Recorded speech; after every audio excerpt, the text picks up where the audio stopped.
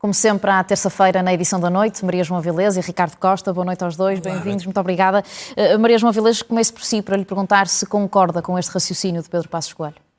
Concordo exatamente com o raciocínio, e aliás ele deu uma belíssima comparação, que foi a ida infeliz de Mário Centeno, logo a seguir a ter sido ministro para o Banco de Portugal, para tornar mais claro o que é que ele queria dizer. O que não me impede, portanto acho que ele tem razão, e de resto Miguel Morgado tinha aludido já um pouco a isso aqui mesmo ontem, mas o que não me impede a mim de perceber a tentação da escolha de Luís Montenegro. Talvez não a devesse ter escolhido, por causa da personagem em si. É evidente que ele vai ser, presumo eu, um ótimo ministro por conhecer os terrenos, por conhecer as corporações, por saber lidar com elas, por ter deixado uma belíssima marca na melhor polícia que temos, que é a judiciária, que é muito boa em qualquer latitude do mundo, e portanto eu estou aqui um pouco dividida entre alguém que eu percebo que vai fazer bem aquela escolha e o precedente que pode ser delicado politicamente que se abriu.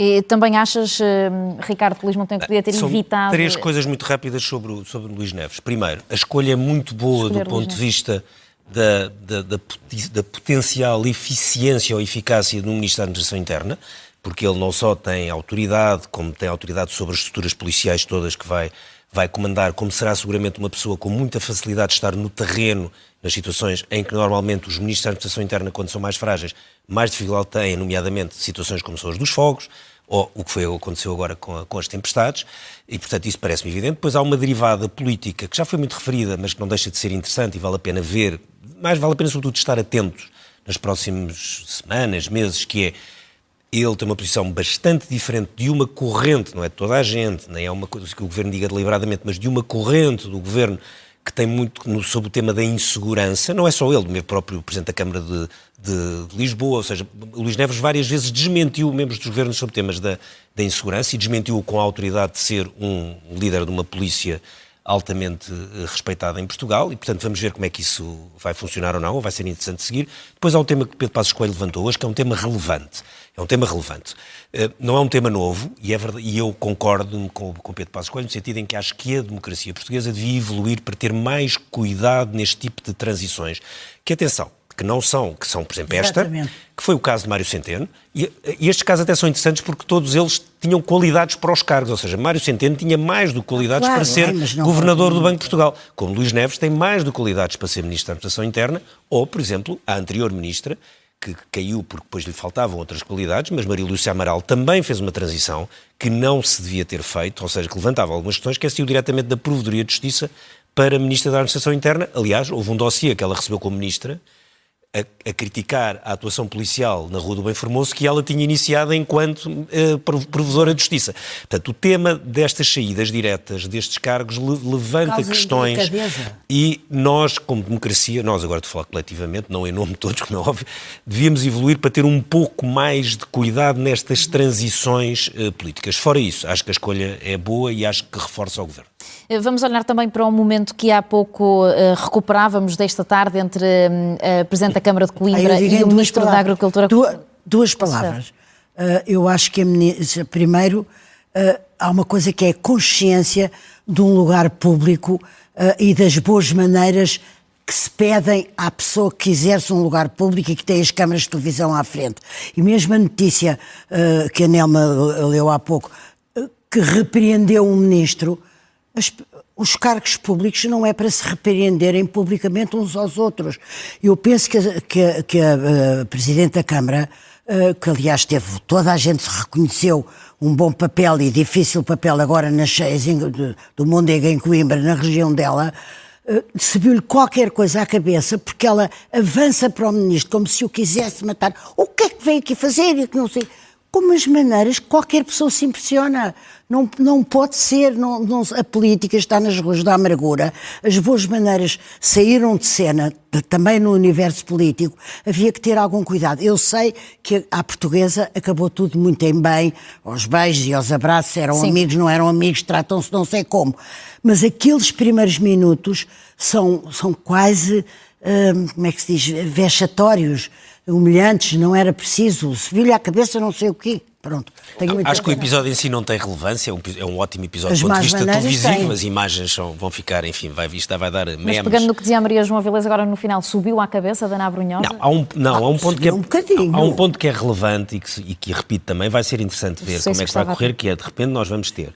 Temos uma pressão grande sobre o governo, que aliás está agora a apresentar o seu programa de reconstrução e etc., sobre o que aconteceu no terreno, e temos uma questão que é uma tensão com os autarcas, porque os autarcas são quem está no terreno, e autarcas de vários partidos, na maior parte, naturalmente, são do PSD e do PS. E, portanto, esta tensão existe, porque estes autarcas conhecem muito bem o terreno, estiveram presentes em todos os momentos, o Governo agora tem que tomar algumas decisões de médio e longo prazo, mas depois muita parte da execução, quem vai estar lá são os presidentes de Câmara. Isto eu acho que para mim o mais interessante, quer dizer, não acho que este episódio seja interessante e preferia que não tivesse acontecido, mas como disseram, acabou tudo em bem porque eles são amigos, no fim Mas já diziam que parece eram que é amigos. ela que decide com quem é que o ministro atenção, fala mas primeiro. Isso também já foi explicado porque ela chegou e de repente chegou mais tarde e depois já estavam a falar, enfim, houve outros autarcas que já estavam a falar, enfim. Mas é uma trapalhadinha que não isto depois justificava resolveu-se. aquela Agora, atuação. é normal, porque isto vai haver alguma tensão porque vai ter que haver muita colaboração entre os presidentes de Câmara e o Governo e também, aliás, houve, e também a CCDR. Aliás, a Ana Abrunhosa tem vantagem, já foi ministra, já foi presidente da CCDR Centro, aliás, nomeada pelo Governo de Pedro Passos Coelho,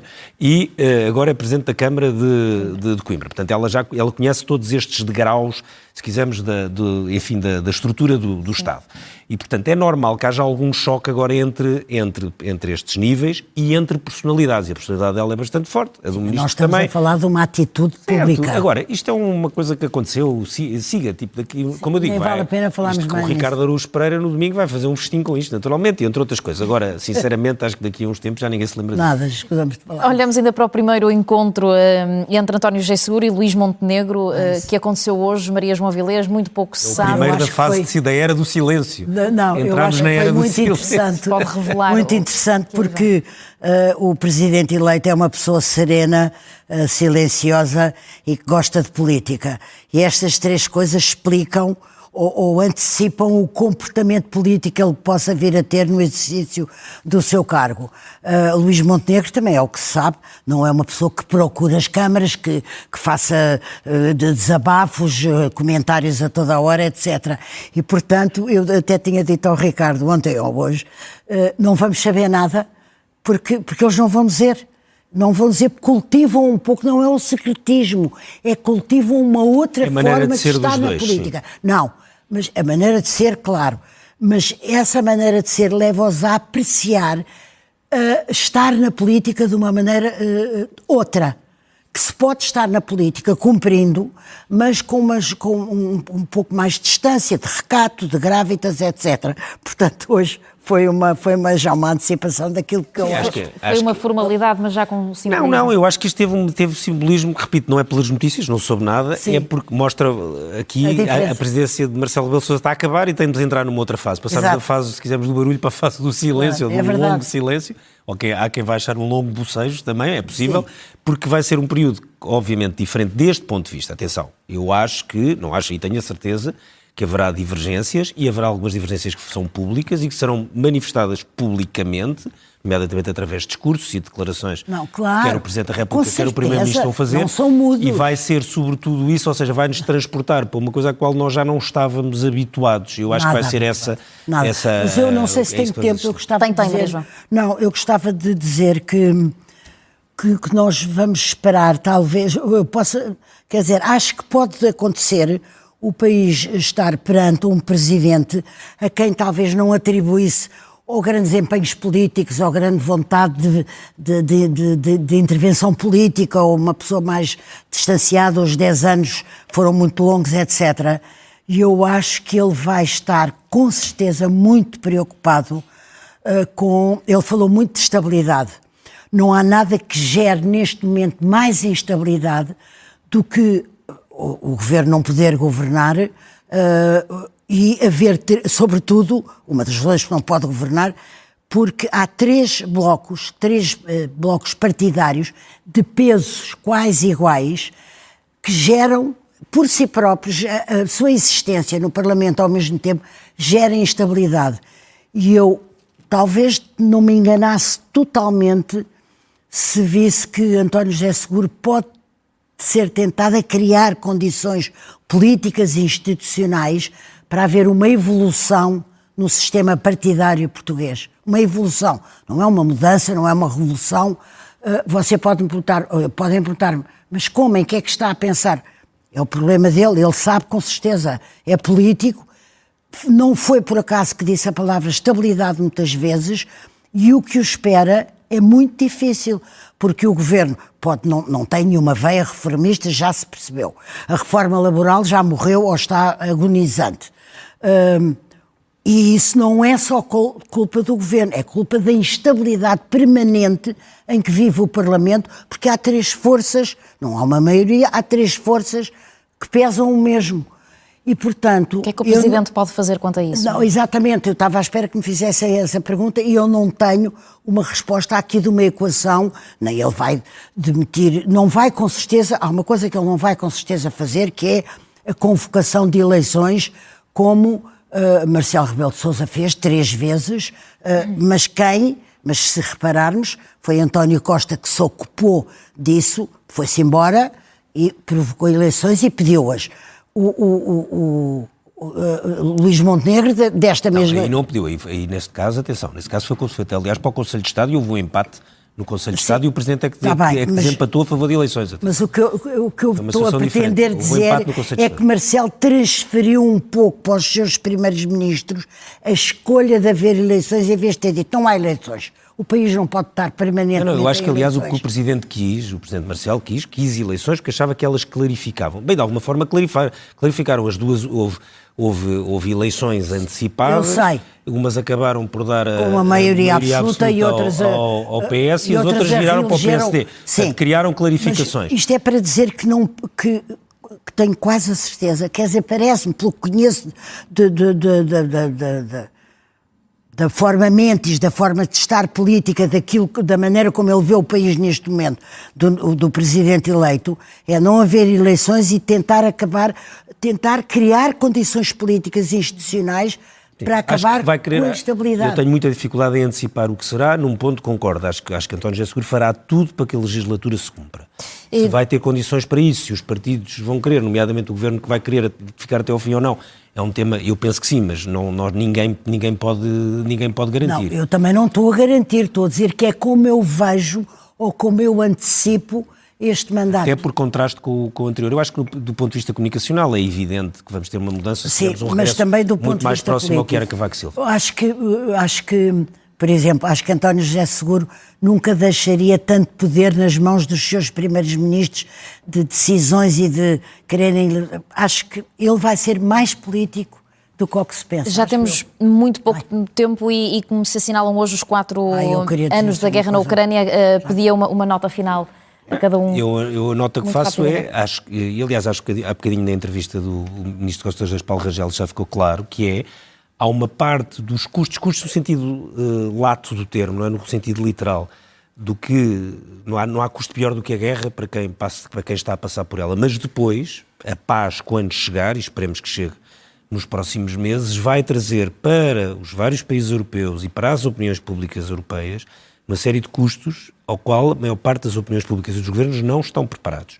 Não só de ajuda financeira, como de ajuda militar, como em alguns casos de envio de tropas, depende se será para o terreno para uma zona desmilitarizada ou para países, vizinhos.